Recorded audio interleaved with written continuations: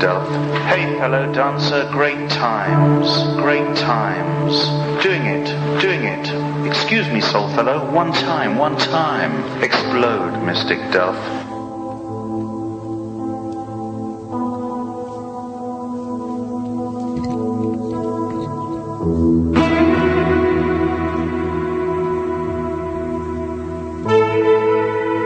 He shows me this photograph. It's a beautiful photograph. It's a really big photograph.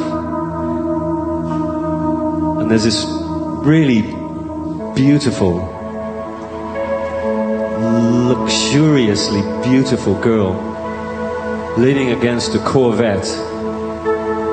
And this Corvette is even more luxuriously beautiful than the girl. And she's leaning back against the chrome of this Corvette. Both of them unattainable luxury. And she's goading the camera. You're a chick, you want to go fucking nuts, mate. She's up for it and a bit weird, mate. You just got to go yee-haw all the way. That's part of the vibe, that's the whole vibe, that's the whole setup. That is the whole setup. There's no two ways about it. At the end of the day, that is the setup. You go fucking nuts, and that is the setup, isn't it? You know the score, so that's it. Ching chang walla.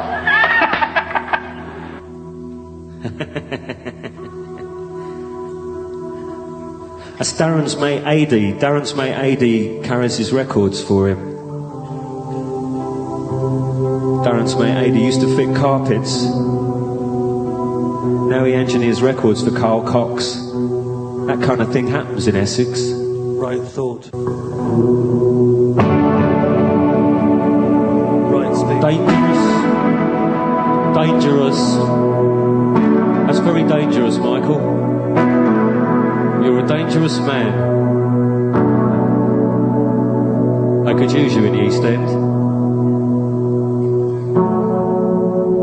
I think I'll change microphones now.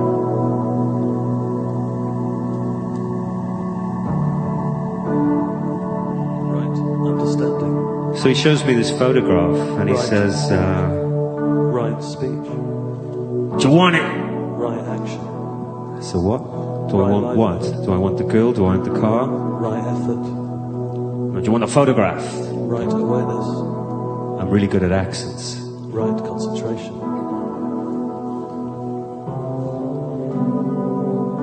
And I said, what's the smell? Vision. He said, oh, that's the rat. Knowledge. So what rat? So the rat on the photograph, look. Oh. You got a rat on the photograph. There's a rat on this photograph. Yeah, I know there's a rat on the photograph. I caught it in my basement. It was trying to chew my tapes. Oh. So why'd you stick it on the photograph? Oh, the photograph was too beautiful.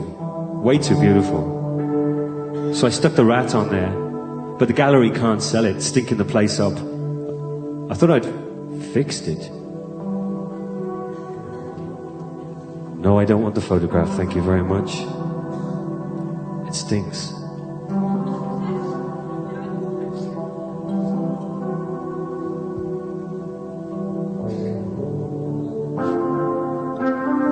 Pressure drop. Pressure drop. Toots and the Maytals. They're one of my favourite sounds. Toots and the Maytals. Ricky appreciates a bit of Toots and the Maytals. Hey, that's a voice, eh? Toots, that's a voice. Toots, huh? That's a voice. It's one of the best voices I ever heard. Toots and the Maytals singing Pressure Drop. And that song,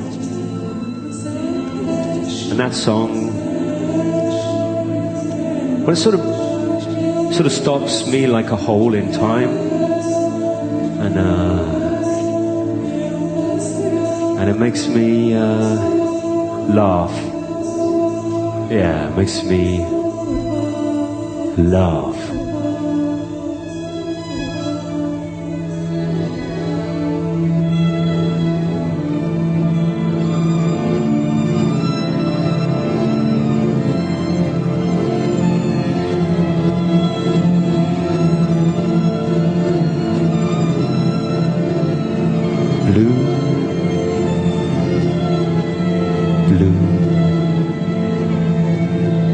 didn't get that.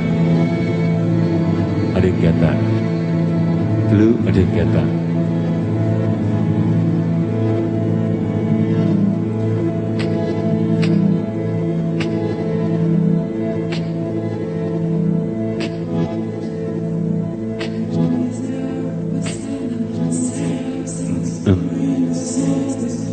Some fire bursts in. Wax skin ignores us, and crossing the room explodes, delivering a precision blow to the door at the back. The bloke with his fierce, his spike-head blonde, a Guinness shirt with eyes out here ignores us. We'll get on to the after party. We'll get on to the after party. We'll get on to the after party later. The room at the back of the room. We'll get on to the after party later. But pressure drop. I was talking about pressure drop. And there's this thing.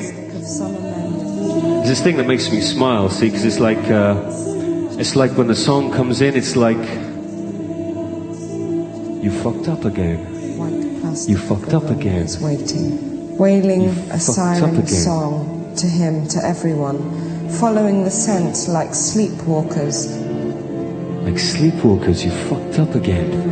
You lost the plot. They will bridge the moat, cross the pressure, line. and the pressure drop on you. The pressure drop on you. And old Drop John, the follower on. You know him, the devil. Him, the devil. Old Drop John, the follower on. You get up on your back. And the pressure's on, and you done it. Big mouth, dancey bloke, big mouth, dancey bloke with your face and trousers, and your beats, and your mates. And old Drop John, the follower on, you did it. And that's pressure drop. And that's pressure drop.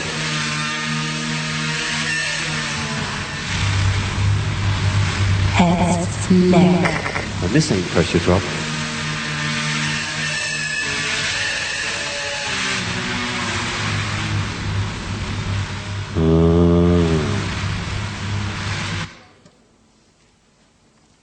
And this ain't pressure drop. But it's Elevating, quiet. heading straight for the fresh bait in the room at the back of the room. The plus ones. You can hear this quiet. The plus ones plus, and the sad ones alone, mingle the ones who are never alone. All flock to this luxury VIP facility, like a pack on the scent of something juicy.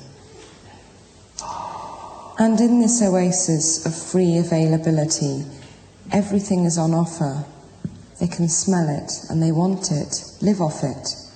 Anything they don't have to pay for, anything you'd like to pay for, anything can be catered for, in the room, off the room, at the back of the room. Mouths and teeth come, fucked up, voracious and musky, moving frantic, thirst and hunger, eager for tonight's exquisite bent on the same recurring event amongst the summer-remembered furniture. The sad white wilted plastic in the room at the back of the room, delight on offer. And the exclusively abused are turned loose. And those easily gratified get what they want first and finally, teeth and mouths, with eyes out here, wax skin, dry mouths, grinding teeths, come stumbling through the orifice, familiar portal of the sanctum, already up to speed on arrival, and the fully versed in the etiquette of the back room. Welcome to the shallow end, my dears, the after show, the meet and greet, the nod and grin, be seen, signed, screwed, poured, overdressed, overheard, interviewed and photographed. Get in, get on, get near, get under, get up on top of, get inside the knickers of the person.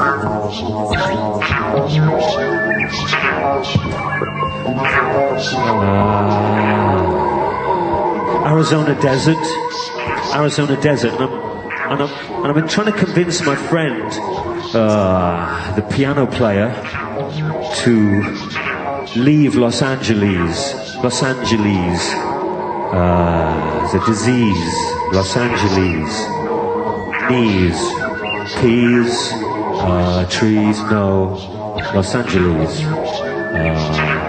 Nearly got ate alive once in Los Angeles. And I'm trying to convince my friend, the piano player, right, I'm trying to convince my friend, the piano player, to leave. And he says, the only way I'm going to leave Los Angeles is if you drive across America with me. I say, okay. I've always wanted to do that. I want to drive across America with you. And he says, yeah, but you've got to do it with my dog. I said, but I hate dogs. He said, but you've got to do it with my dog because my dog can't fly. I'm not flying my dog. I'm going to fly my baby. I'm going to fly my wife, but I can't fly my dog. I go, okay, I get it. Dog, wife, baby. Okay. So we set off across America. Oh yeah, there's this geezer from Herb magazine. That's it. And he sat in the back with the dog in this renter truck, and we're hauling this Mercedes full of plants that are turning the Mercedes into a greenhouse on the back. And we get across and we see the concrete dinosaurs of Pee Wee Herman, and we see the beautiful cacti of Joshua Tree, and we see the desert, and we see the desert, and we break down in the desert, and we sit there in the desert, and the tire has blown and the truck has broken down. So we get out, we start walking around, and we walk the dog a bit, we give the dog to the guy from Herb magazine. We give it to him and we say, there's no interviews today, walk the dog. So he walks the dog. It's a very interesting dog, so he can go and talk and do his interview with the dog. And the record company are very kindly given us a cell phone so that I can do phoners across America, which is a really good idea about doing phoners across America for an English geezer from Essex. Except what they haven't worked out is the cell phone doesn't work across America, because in the desert there are dead zones and we can't be reached by the journalists in the live zones on our cell phone. But we can speak.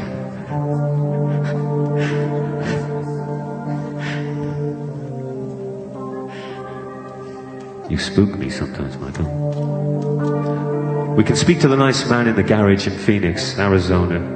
So we phone the nice man in Phoenix, Arizona, and we say, we've broken down in the desert. He says, no problem. I'll come out. I'll come and see where you're at. I'll be there. Sit tight.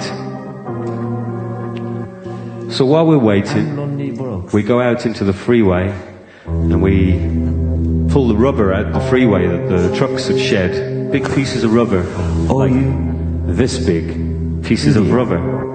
Because we reckon that when it gets dark, the trucks are going to swerve to miss these pieces of rubber and they're going to hit us, parked on the side of the freeway. Smells like. So we get out on the road and we get rid of the rubber. Then it gets darker, and we sit on the truck, and we sit in the truck, and we walk around the truck. Need a dolmacha in between dolmacha, yeah. And we photograph the truck. We film the truck. Matcha. But we don't do the interview with the guy from Herb magazine for some strange reason I don't understand. Love God. How he like it. And as it gets dark, we watch the lights. Fires burning over the horizon in the distance. Damage. And we watch these flames appear over the horizon every hour and go down. 5 times we watch that happen. We look at each other. 5 hours later, the nice man from Phoenix, Arizona turns up in his truck. He says, that's no problem, that's no problem, that's not a flat, there's nothing wrong with your truck. You just need a new valve. Your valve is gone. Valve, that's fantastic. Fantastic, it's this big, fantastic. We've waited 5 hours for something that big, no problem, because it was great fun in the desert, walking the dog with the man from Herb magazine.